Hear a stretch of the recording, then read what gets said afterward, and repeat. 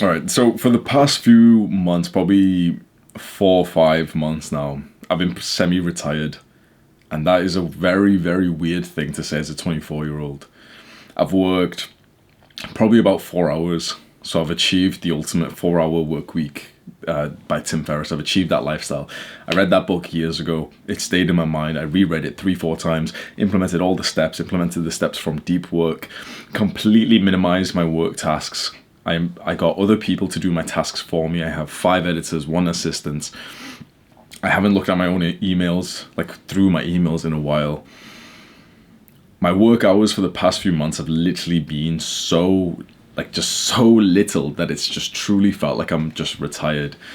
And I'm not gonna lie, this has been like probably the worst time of like my self-improvement journey over the past few years.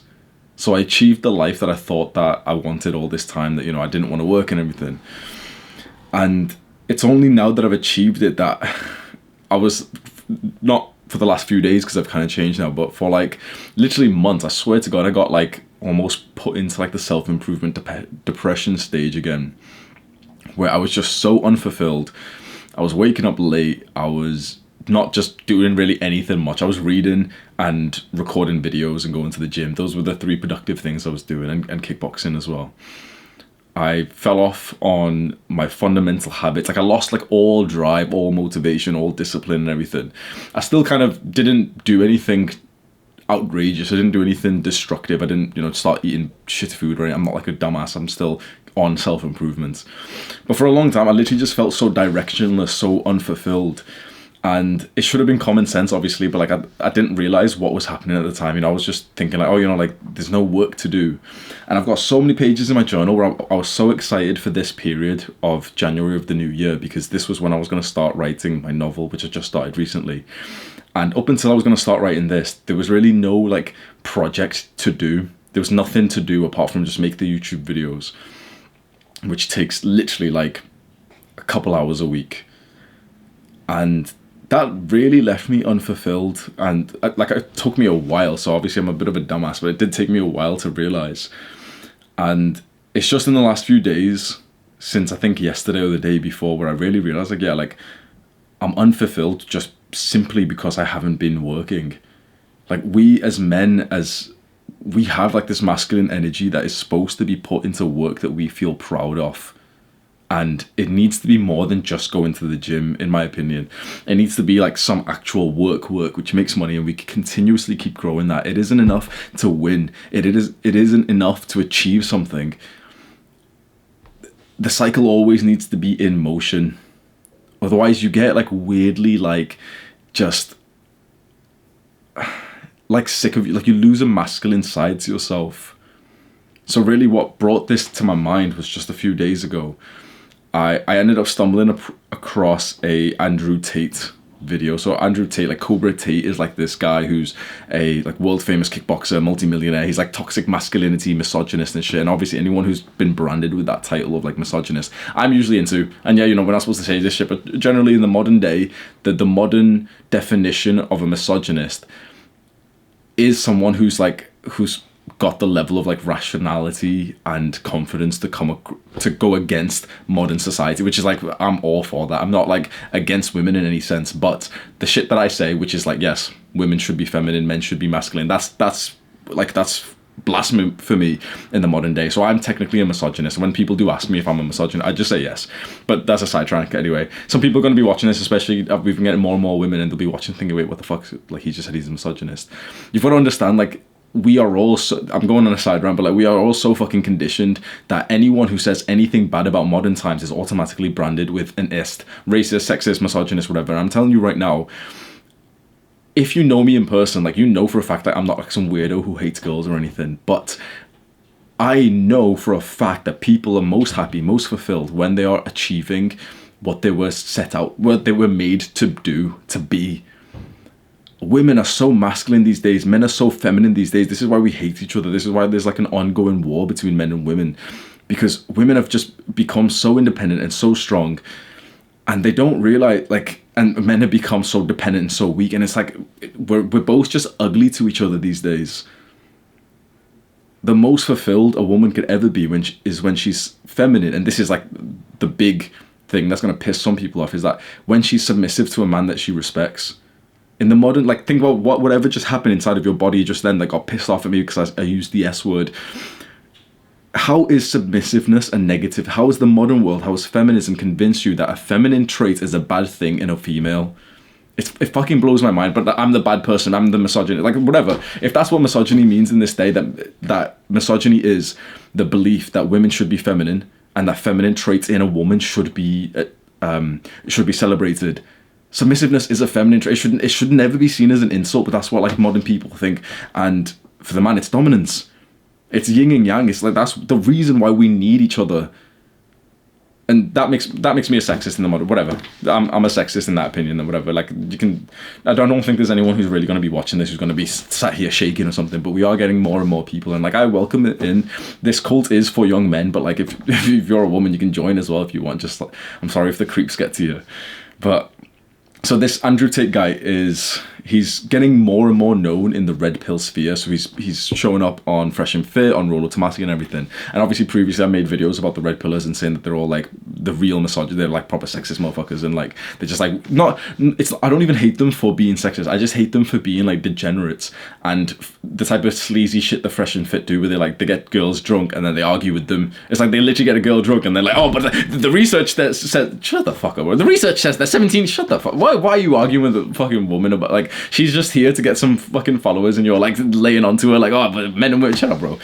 But Andrew Tate seems different, and I personally love the way that he talks. I love the level of like arrogance and ego that he has. This is what like normal people would say, arrogance and ego. As a man who seems quite naturally drawn to that same personality style, and I get called like arrogant and egotistical, I can kind of like relate to him in a sense.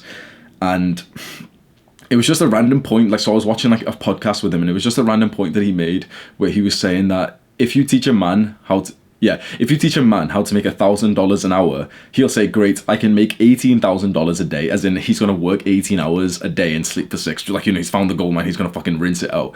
If you teach a woman how to make $1,000 an hour, if you teach a woman how to make $1,000 an hour, she'll say, great, I only need to work for an hour or two per week. And of course, you know, someone will say, oh no, but men are, you get the idea is like the masculine and the feminine. Because the feminine shouldn't and really doesn't need to work hard for money. And like, it really shouldn't. The idea is like, that's what the masculine energy is for. Women have so ingrained masculine energy inside themselves in the modern day because they've been told, like, you've been conditioned that that's a good thing. This was going to be a separate video, but it's like, it's so fucking sad seeing specifically women in undesirable jobs that they don't like, and just thinking like, you're actually the victim of feminism. That I know that this sounds fucking crazy. I know that this sounds like blasphemy, like I'm going against, you know, societal standards and everything. But like, maybe inside of your mind, right, if you're a woman watching this, maybe inside of your mind you'll want to disagree. But like, I would. The thing is, okay, most people are not fulfilled by their jobs, men and women. The main reason why is because of the huge influx of women who came into the workplace in the last 100 years, because it's supply and demand. Now, this isn't women's fault or anything. I'm not blaming them. The issue is supply and demand. When all these companies have suddenly just had twice as many people applying for the jobs there, they don't need to pay as much. So, you know, those like weird facts that you always hear, like, you know, inflation and all this stuff has all gone up, but wages have stayed pretty much the same. It's because they don't need to pay. Companies don't need to pay more. Because someone will take that $10 an hour job because there's twice as many people who need jobs these days. And so it blows my mind that people are against this idea. Like 100 years ago, a woman wouldn't have had to work for a job. She would have had a man that she respected, a masculine man that she was so in admiration of, who would go out there, work 10 to 12 hours a day.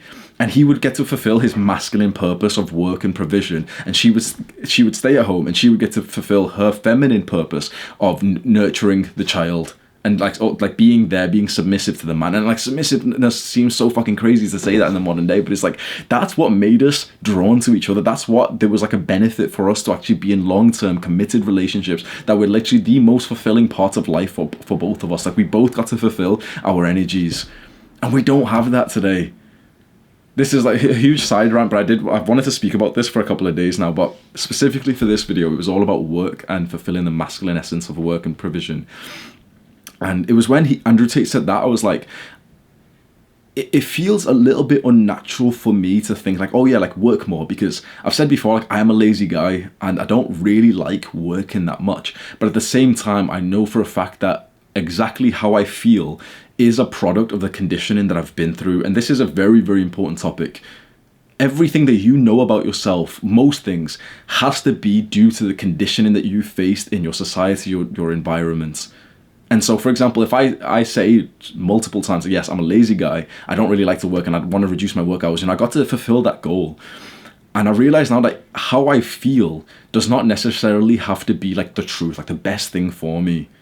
And so when it is so clear that if I was more masculine, I would work more, and I am on the journey to be more masculine, because I think I would naturally have been more masculine 100 years ago than I was today. And I think every guy would agree, right? So there is a sense of like, wait, are you being authentic because you're saying you want to be more masculine, which is like more than you currently are? And I think it definitely is a level of authenticity, because however masculine we currently are is definitely throttled compared to how much we would have been, because the society around us has fucking like destroyed masculinity in young men, put through like a feminized education system. You're told not to do this, testosterone levels are lower and everything. So we're trying to reclaim our masculinity. We're trying to reclaim like our high levels of testosterone and that drive. And if there's one word that truly defines the masculine, the man, it's work. If there's one word that truly defines the woman, it's motherhood or nurture. And so it hit me about yesterday, that I just haven't been working, and I have had such a deeply unfulfilling couple of months recently, where like I've wanted to just fucking do something. So many pages in my journal I've been writing, like I'm just fucking bored of life. Like I want to do something. When I do some videos, I feel good, but it's like I literally need to sit down and record videos once, maybe twice a week, an hour each time. And after that, it's like sometimes there's about an hour of like admin shit that I've got to do. I've got to message the boys, my team on Discord and everything. And sometimes there's random shit that I've got to do on like PayPal and taxes and everything. But I've been working for like 3 to 4 hours a week. So I have achieved that lifestyle that we've all been, like a lot of us have been seeking, which is the 4-hour work week lifestyle that we don't need to work, right? And there was something that Tim Ferriss did mention, and I didn't really pay much attention to it, but he said that once you do achieve this 4-hour work week lifestyle, which by the way, on a side note, it's only supposed to be like it's only supposed to be like a play on words, like the 40-hour week and the 4-hour week. It's supposed to be a play on words. I didn't realize it was supposed to be a play on words, so I literally set the goal of 4 hours a week, and it's just kind of like funny how that happens, where like I kind of achieved the goal that I didn't realize was supposed to be do you know what I mean? Whatever. And Tim Ferriss said that, what did he say? That once you do achieve this lifestyle, like you'll realize it is boring to just sit on the beach all day and sip pina coladas. He was saying that, and he said like what you need to have is constant projects and like work to still do. Like the idea is that you reduce your work hours and you get the level of financial freedom in which you don't need to work, but then you can choose and have the want to work in the exact like sort of areas and the tasks that you want to do. So just recently, literally just this morning, really, I fully started writing the novel, which is like that's the kind of work that I've like been craving for a while. But then I want to do more than that, because I'm only gonna write for like an hour or two a day. I've learned from some like very, very good people who say like, yeah, you should only be working for like an hour or two on like one particular project or like writing and stuff. And so obviously there's like different kinds of work tasks that you can do. And it really just hit me that I need to be doing more. And for so long, I've been thinking, oh yeah, do less, you know, like that's what all these books tell you. And I will make a video. I'm going to record it straight after this, but I'll upload it separately. But I just briefly mentioned that there is a guy that I look up to, and a lot of people look up to. His name is Naval Ravikant. And he's like an Indian angel investor, hundreds of million net worth, and he's like incredibly successful, but also like this weirdly like interesting dynamic where he's incredibly successful, but also incredibly happy, and he has like very like wise notes on that. And he's kind of said, he kind of has the same thing, which is like, oh yeah, like, you know, reduce your work hours and don't have desires, like don't have goals and everything. And that's the way to happiness. I will explain this in a full video, but I just realized like just yesterday, like happiness isn't actually the goal. Like we would think, oh yeah, like happiness is the most important thing. But the thing is, if that's a very, very dangerous thought to have, if you're prioritizing happiness right now, because you can be happy watching Netflix, you can be happy taking drugs, you can be happy playing video games, eating junk food, you can be happy doing 100 different things which aren't good for you, and your future self is going to look back and think that you're a fucking prick for choosing happiness over his developments. So happiness is not the goal. And I want to like not say so much right now, so I still have like loads of content to say in the next video. But just straight away I was like, oh yeah, like I don't want to be like this guy.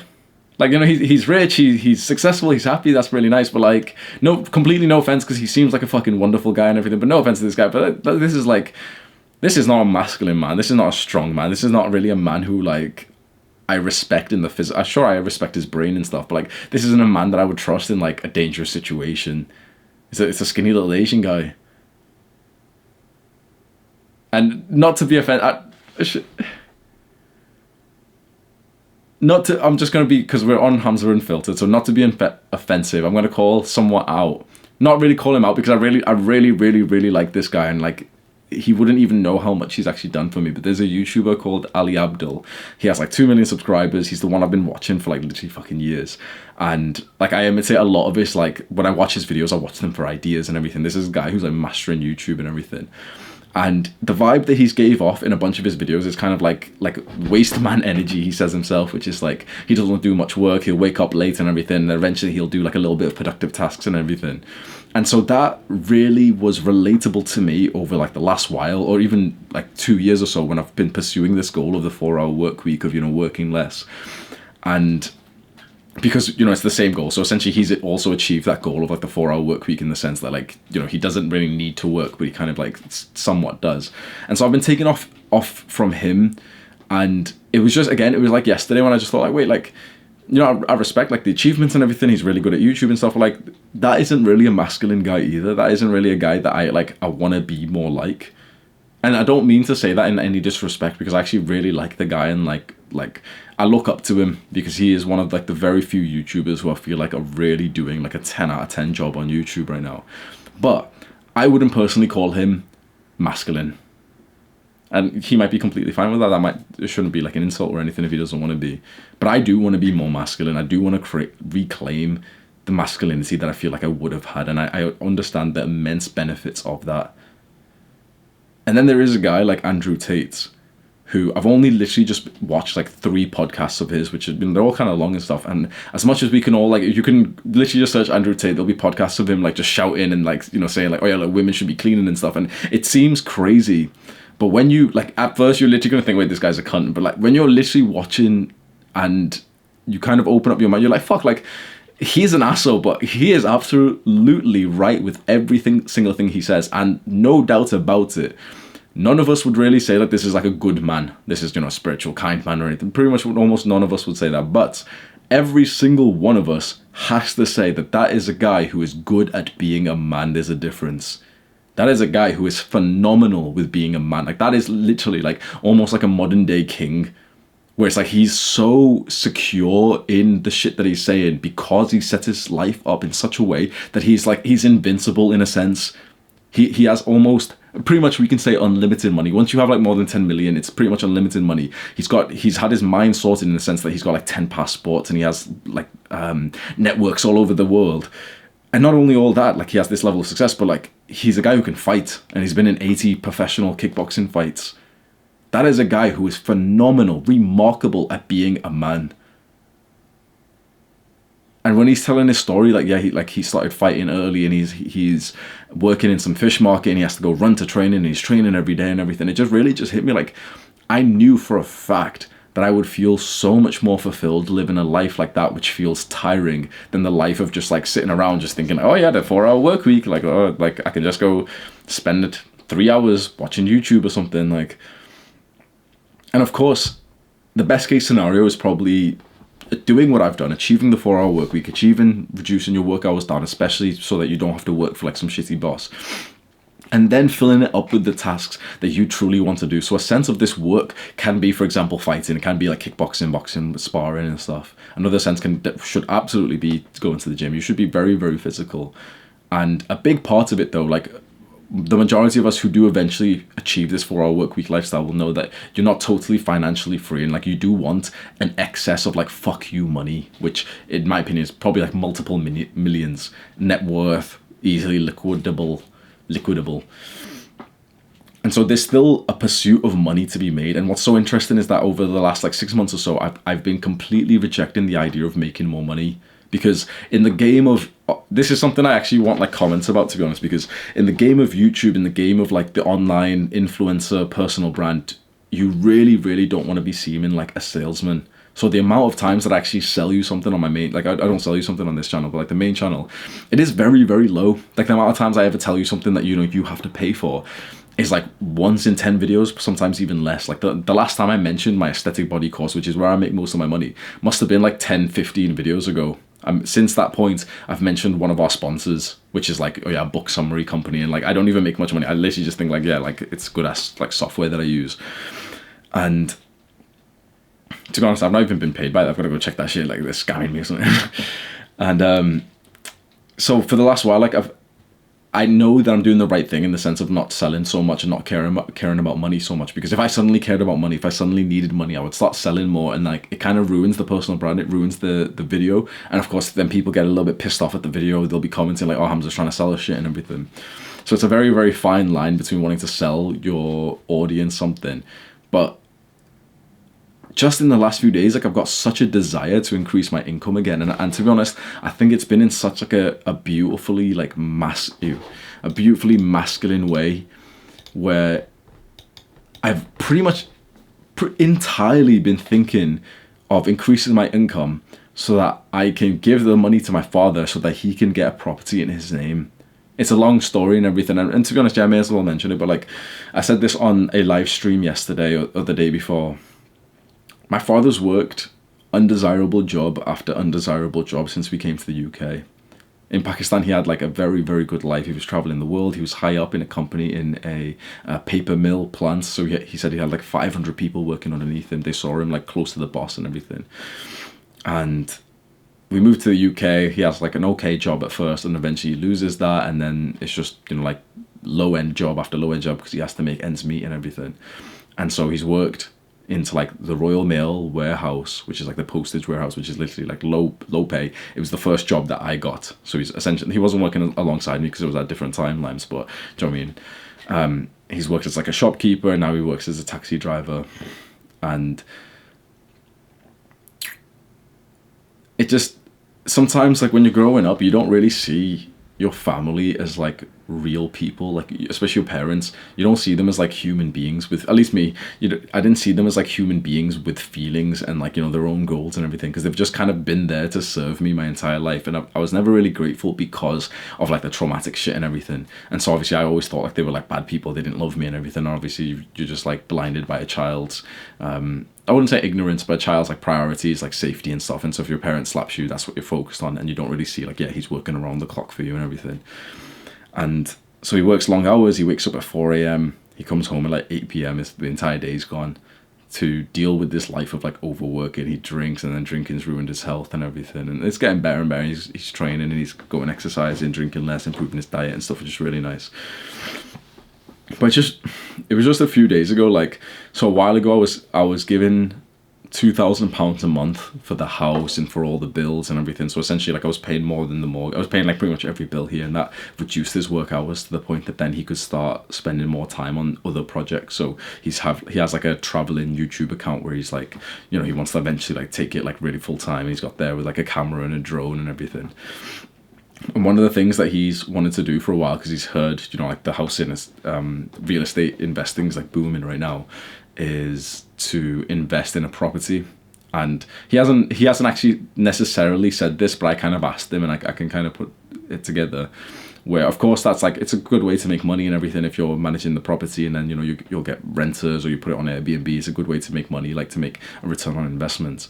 But I think a big part of it is really the social status increase, because from a taxi driver to a real estate manager or investor or a property manager, I mean, it is a really nice thing to have the confidence to kind of say that that's what you do.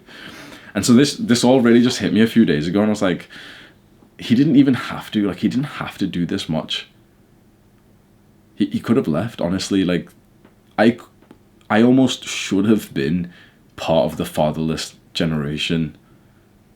But this man just stuck around like to do it for his kids. That he worked job after job after job. Long hours. Like this isn't like white people, like white father hours where he comes home at 5 and he goes to work at 9 or something. This is like like if you know the shit what I'm talking about, this is like Asian man hours where it's like you wake up at fucking 4 or 5, go to work, come home at like 9 p.m. or something. After getting like harassed, like abused, like, do you know what I mean? Like the type of jobs where you deal with like some of the worst of society, and so people are being racist, people are fighting and all this shit, like hitting him and like throwing, do you know what I mean? All this shit, right? And for a while, like I've had that sort of somewhat of that mindset of like, yeah, I want to retire him, but it's always been like one of those goals that you just kind of don't really set a deadline for. You just kind of think about it and everything. You're like, oh yeah, I'm sure once I become a millionaire or something. But the first step to that would literally just be increasing my income a significant amount, but not a crazy amount, an extra few thousand a month, which my income is pretty ridiculous at the moment. It's like 20,000-ish, but that's pre-expensive, pre-tax and everything. So it's a lot less than that in terms of what actually enters my bank account. But yeah, this goal of increasing my income in the next few months and using that money to put property in his name is, I keep getting a flash, like a visualization of like, of almost like tribesmen, of like a brotherhood of a gang. Because this is some like masculine shit to have grown up with someone helping you for so long, someone committing to you, someone investing their time and energy just so like I can live a good life, that I don't have to be like broke or fatherless, or I don't have, like, we could have just stayed in Pakistan and I would have been one of the guys struggling in Pakistan compared to now. I'm extremely like well educated, I've got a bachelor's degree and everything, I'm from a UK university, and the ability to repay him is, I think it is really appearing to me right now, like how valuable that is for my own sort of masculine development. Like, you had me for my entire life, and now I got you. So that's just what I've been, like, this is my main thought over the last few days, that I'm getting back into like work mode. I feel like for a while I've literally just been sat around just being a fucking like degenerate and just, just fucking around like, oh yeah, I've achieved the work life, but fuck that, bro. Like I'm ready to fucking compete. Like I'm ready to dominate. I'm ready to become unstoppable. I woke up at 5 a.m. this morning with a smile on my face. It's so weird. I literally woke up at 5 a.m. with more energy than I have for the last 6 months when I've been waking up like 8. It's crazy how that happens, and like a lot of people are the opposite to me and everything. I went to sleep yesterday at 7 p.m. Like I'm not gonna lie, like the shit I'm doing is deadly. Like this is like, it is literally like a killer's routine. I think all that's missing right now is fighting. Because I won't lie, like I stopped going to kickboxing just before I went, so about the New Year's time before I went. To be honest, like it was like a solid week and a half before I even went to Mexico, so it was like a cope or something where I was like, oh, I'm going to be traveling soon, like whatever. And I've stopped for a while, but even a month before that, I stopped sparring, like I stopped fighting, and I think that was a huge part, which I didn't realize how valuable it would have been. I think the issue right now is like, I see that as such a masculine, such a beautiful thing that I want to get back into. But the sparring in my club is at 8 p.m, finishes at 9:30, get home at 10, and I want to stay waking up at 5. I don't want to wake up any later. So it's the thing of like, okay, I could come home, get to sleep, usually like sleep at like, let's say 11. So it's like an hour after you've been at home, you've like brushed your teeth, showered, read a little bit or something, and it'd be like literally 6 hours in bed, never mind like probably 4.5 hours of sleep. So it's a bit fucked, isn't it? So then though, the idea I had is like experiment with like biphasic sleep, which means that you sleep twice. So you sleep at nighttime and then you wake up, and then after like a couple of hours you sleep again. It's like taking a siesta. So I want to consider that, because I really want to get back into that fighting lifestyle. But I'm going to upload this video right now. I will just double check. I should probably not be saying this just yet, but like you'll see it in the description. There'll be one line. So the way that I'm thinking right now, like the easy, like just instant way that I can start making more money and feel like I'm working more, is just start coaching again. And a fair amount of people have asked me if I feel so weird saying this because it's like as soon as I said that I was like, oh, like I almost saw the comments. I was like, oh, I'm just trying to. He made the whole video to just try and sell. Just shut the fuck up, bro. Like you can buy it or don't buy it. You don't have to fucking like roast me for it, bro. Relax. But I think that's probably the way that I'll do it. A fair amount of people have been emailing Discord and messaging me on Instagram saying that they want to buy it and everything, and I've just closed it off recently. And I feel like I'll give it a test because I was a bit off with it last time. But what I will do is like, I want it to be just under my terms, which is literally like the only slot, the one slot available is like 6 a.m. And so it's like the thing of like, okay, I can wake up and I have an accountability to wake up early because there's like a client waiting for me. And because I want to take like a call every single morning if possible, what I'm going to do is for the next little while I'm just going to cut the price. So my prices are like very, very high because all I wanted was like millionaires and everything to get in touch with me, which would be like one every month, every 2 months or something. But I'm going to cut the price down to probably half. So it's still definitely unaffordable for most people, but if you're someone out there right now where you literally think that it would help you significantly to get onto a one-to-one call with, like, you literally don't want just a video of me, but you want me to like sit there, listen to your problems and everything and give you my best advice with that, my clear like 100% focus onto you, no one else, not a video, not a podcast or anything like that, then you can check that out. It's not, you don't have to, it's just if you think that it would be a good ROI, then it's on you and you see, and I'll just link it below. If I am gonna start it again, I'll have a quick think because I wasn't really that into it last time, but I've been drawn to it. Like for the past while I've been thinking like, yeah, that would be the work that I would happily do. Like, and it's, even if I cut the price in half, it'd still be like a good amount per hour for me, like a ridiculous amount for me to be saying like, yeah, I'm still making like 300 and something pounds, like $490 or something an hour and stuff. And I think if I ended up doing 20 calls a month, that's like an extra £7,000 that I can like split between me and my father and like just get him like a property fast. I don't know if that's like, yeah, I'm not trying to guilt trip you. I feel like I have to walk on eggshells when I'm trying to like sell something, you know. I feel like I can't just say like, oh yeah, this is a product or a service that I believe in, and like if you want to get it, I have to like give so many disclaimers because people just hate being sold to. People love to buy, and this is the worst thing. People love to just spend their money on stupid shit. They love to buy, but they just hate being sold to. But yeah, I mean, you don't have to just click on the link if you do want to, but do the hard work, especially when you don't feel like it. Mwah.